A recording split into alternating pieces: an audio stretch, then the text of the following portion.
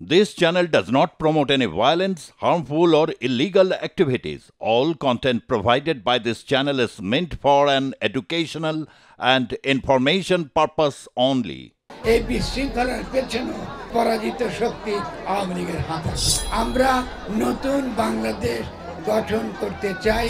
ওরা 15 বছর লুটপাট করেছে, আমরা আবার 15 বছর 20 বছর লুটপাট করব। যদি নির্বাচনই চাও তাহলে আমাদেরকে আগে গণপরিষদ নির্বাচন করতে দিতে হবে। আমাদের 5ই অগাস্টের গণ অভ্যুত্থান হয়েছে একটা নতুন গঠনতন্ত্র প্রণয়নের জন্য, বাংলাদেশকে নতুনভাবে গঠন করার জন্য। এই কাজটা আমাদেরকে করতে দেওয়া হয় নাই, তরুণদেরকে এই কাজটা করতে দেওয়া হয় নাই।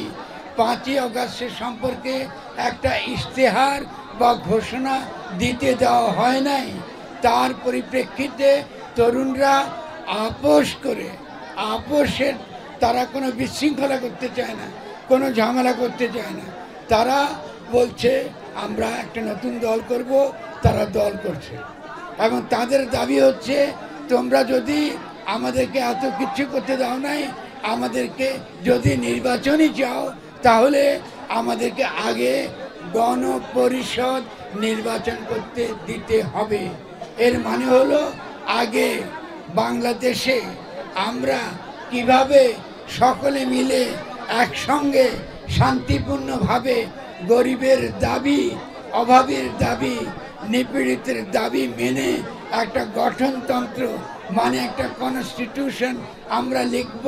যারা লিখবে তাদেরকে নির্বাচিত করে আনা এবং তাদের দ্বারা নতুন গঠনতন্ত্র প্রণয়ন করবার নির্বাচন আগে। আপনারা কি সমর্থন করেন? এটাই ছাত্ররা বলছে। কিন্তু যারা আমাদেরকে বাংলাদেশকে নতুনভাবে গঠন করতে দিতে চায় না, তারা বলছে না, আমরা এখনই নির্বাচন চাই, আমরা এখনই সরকার গঠন করতে চাই। ওরা 15 বছর লুটপাট করেছে, আমরা আবার 15 বছর 20 বছর লুটপাট করব। এটা হলো তাদের বক্তব্য। ঠিক আমাদের কাজ তারা করতে দিচ্ছে না, ফলে তাদের সম্পর্কে সাবধান থাকবেন। আমরা নতুন বাংলাদেশ গঠন করতে চাই।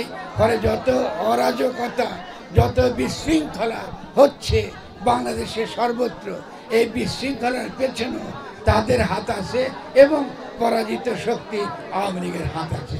এটা বোঝার মতো কাণ্ডজ্ঞান আমাদের থাকা উচিত, আপনাদেরও থাকা উচিত।